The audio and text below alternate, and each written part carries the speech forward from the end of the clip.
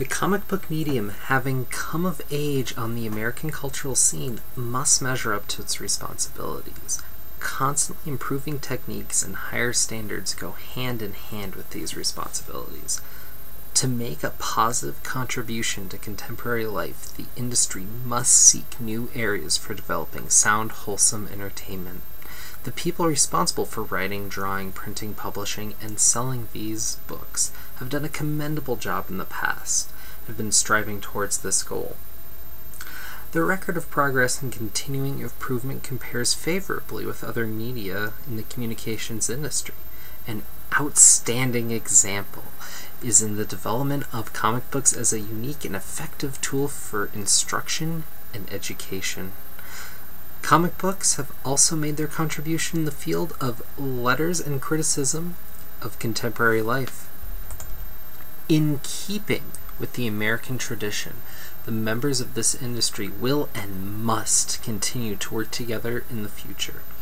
In the same tradition, members of the industry must see to it that gains in this medium are not lost and that violations of standards of good taste, which might tend towards the corruption of the comic book as an instructive and wholesome form of entertainment, will be eliminated. Therefore, the Comics Magazine Association of America, Incorporated, has adopted this code and placed strong powers of enforcement in the hands of an independent code authority. Further, members of the association have endorsed the purpose and spirit of this code as a virtual instrument to the growth of the industry. To this end, they have pledged themselves to conscientiously adhere to its principles and to abide by all decisions based on the code made by the administrator. They are confident that this positive and forthright statement will provide an effective bulwark for the protection and enhancement of the American reading public, and that it will become a landmark in the history of self-regulation for the entire communications industry.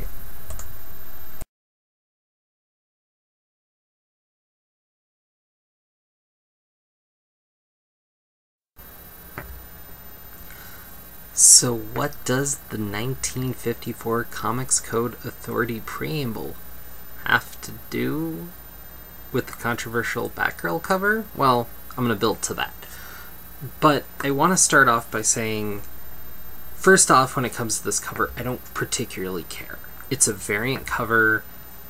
I don't particularly like it for much shallower reasons than what a lot of people are going on about. I just don't care. And it's a variant cover to a comic that I don't want to be buying. So, all that aside, whatever. The complaints levied at this and what people are saying about what should be done on some level, and it is something of a minority, I will admit, because there's a line that has to be drawn that's very distinct, I think needs to be addressed. And I want to start off by saying there's a lot of people that are on two sides about this. I'm clearly going to fall on one side of this. People who have a moral problem with the cover and just don't like it and don't think it's a good idea are... I don't necessarily agree with them. I'm mostly fine by those people. They don't like it, they don't think it's a good thing, blah. I've said that about any number of things, that's fine. It's your opinion, it's what you think, and you may think it may be crossing a line or isn't the best in line with the character. I will say this, it's a cover. What happens on a cover doesn't necessarily institute what's happening with the comic. Creators don't necessarily have a lot of choice of what goes on the cover unless the main artist is still doing the cover, which is always preferable anyways. And also, it's not the comic, it's a cover. And implications that you want to draw require a certain amount of reading of a particular issue that was supposed to be an Elseworld story when it originally was told, and how that continuity is interpreted has never been explicitly stated now that we're in the new 52, but whether or not it's continuity doesn't necessarily matter. It's more how you feel about the implications of it, because it's a comic, and what we think counts and doesn't count with superhero comics almost matters more than what editorial says is official. So there's a lot of that, and I think we can really remove the normal nerd structure of what matters here and look at this for what it kind of is, which is something more of a social issue in the internet age. So when you're talking about whether you like or dislike something, that is one thing, but to put a societal implication on a cover in particular leads into something that's more interesting. Now, I don't want to say this is necessarily censorship, because censorship, by definition, in a strictest sense, and because definitions change, is a law. And to understand what we're talking about here, there's a difference between laws, taboos, mores, and folkways. And we're pretty much at a mores, because it's purely a moral issue that we're looking at here. And what we're looking at here is two things. First of all, people clearly think that there's a certain implication of rape in the cover. To those who are uninitiated with the background knowledge of the Killing Joke, wouldn't necessarily think that, because the truth is, and this is an interesting bit about comics, and what's really interesting is this cover is a standalone image, therefore not technically a comic on its own right, it's a standalone image. But in sequential art, or with any art sort of like this, it's interesting to see where people draw implications from an image from something that's not necessarily present in the image itself, but what's implied from the culture of which that image was born. And that is so heavily at play in what we're dealing with here. So, to further understand the mores that are present when you're saying a cover like this should not be allowed, you are very much in line with McCarthy line of logic and thinking like the writers of the 1954 Comics Code Authority rules. So in Part A of the rules, this cover actually breaks two notable definitive rules. There's some rules that you could argue hazy, but I'm looking for the ones that are definitive. So Rule 6, in every instance, good shall triumph over evil and the criminal punished for his misdeeds. With any amount of implication, or just looking by the cover alone, no. Rule 7, scenes of excessive violence shall be prohibited. Scenes of brutal torture and unnecessary knife, gunplay, physical agony, gory, and gruesome crime shall be eliminated. That is not on that cover. It is definitely gory, and there's some physical agony going on. Part B, Rule 2, all scenes of horror, excessive bloodshed, gory, gruesome crimes, depravity, lust, sadism, or masochism shall not be permitted. Well, there you go. Rule 3, all lurid, unsavory, gruesome illustration shall be eliminated. Whew. I mean, it's unsavory, that's for sure. Think about how many comics couldn't be published, though, if you were going by that rule. Alright, Rule 4, inclusion of stories dealing with evil shall be used or shall be published only where the intent is illustrated as a moral issue, and in no case shall evil be presented alluringly, nor as to injure the sensibilities of the reader. I'm going to come back to this. Part C, very much in line with seduction of the innocent. Seduction and rape shall never be shown or suggested.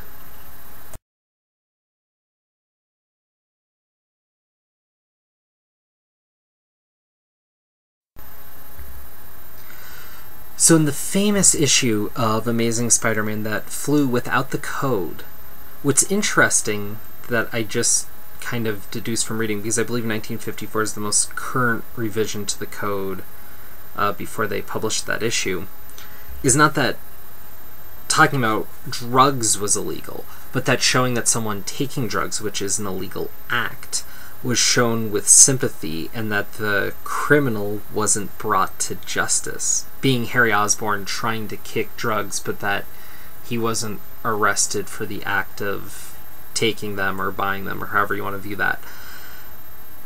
And so merely by displaying that was the violation of the code. And the code had to be revised because that meant stories couldn't talk about drug use. They couldn't talk about this morally questionable matter in superhero comics in a way that's kind of safe and palatable, that actually a lot of parents found like a great way to get through to their kids about drugs. And I've gone over this moment in comics history a number of times. If you've missed it and want me to talk to you more about that, I will gladly do so. But I'm trying to keep it relevant to what we're talking about here. And what's interesting is the rules had to be changed because we were taking a positive spin about something that's negative. We were being socially conscious about an issue and moving on, using the power of the medium and the relatability of the characters. In order to go further with my point, I have to essentially reveal a bias of mine. And that's really simply that I don't believe there's any need to equate a moral level of depravity between murder and rape. They're both despicable acts, and we shouldn't be trying to view one as worse than the other. I think that's completely ridiculous. If you disagree with me, I honestly don't even want to hear it. So, whatever. But what does hit me is that in comics we talk about murder and violence and mugging and all these crimes all the time, and superheroes are supposed to be going out and dealing with these crimes and dealing with this sort of level of thing, especially what we consider street level characters. And different books have different tones. It was brought to my attention, one of the arguments I really don't like is that this whole Joker thing is part of a Joker variant cover month, which is probably more despicable to me than the rest of this. So the tones of these change, and people are complaining about, well, why does this character get to do this with the Joker, and why does Batgirl have to be in this position? Why does Superman, get to have a jokey, fun cover, but Batgirl has to have this kind of implication? And I'm just going to give the fact that the implication is there for the sake of this discussion. And of course, Batgirl could have portrayed in any different number of ways. There's a cover with her on it every month. For one, she's in a position of distress, which I think is ridiculous. Characters are drawn in distress all the time, though whether or not it's to a certain level, I think that's quibbling. What bothers me about that is saying we're not allowed to do that. We're not allowed to show a character in distress and overcome that. And why does it have to be Batgirl in this situation? Because of the history between the characters. It couldn't be any other character.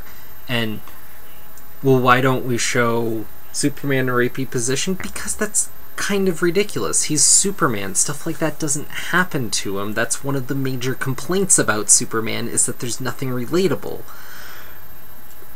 What I find interesting now is, on the flip side of the coin, Batgirl, with having been potentially raped for a lot of people, essentially is being argued for being too relatable. And that That is where my huge issue with this is. That is what I want to get to. So knuckle down, here it is. I'm arguing that we should have more rape in comics. Because, look, we have characters dealing with murders all the time, and sometimes, like, in Spider-Verse recently, you know, certain characters get killed off. There's essentially the inevitable heat death of an entire planet, which is equatable to genocide, but it's natural causes, so it's a little different. But mass death. It's a fun, quirky summer adventure for all Spider fans. And it is, but that's because we're kind of ignoring these themes. We deal with these characters that deal with melodrama on the stage all the time, and to not sometimes sit back and address how ridiculous that is, and to talk about the fact that death has become so meaningless in superhero comics when it happens to the main characters, I think is really bizarre and kind of just macabre in a bizarre way.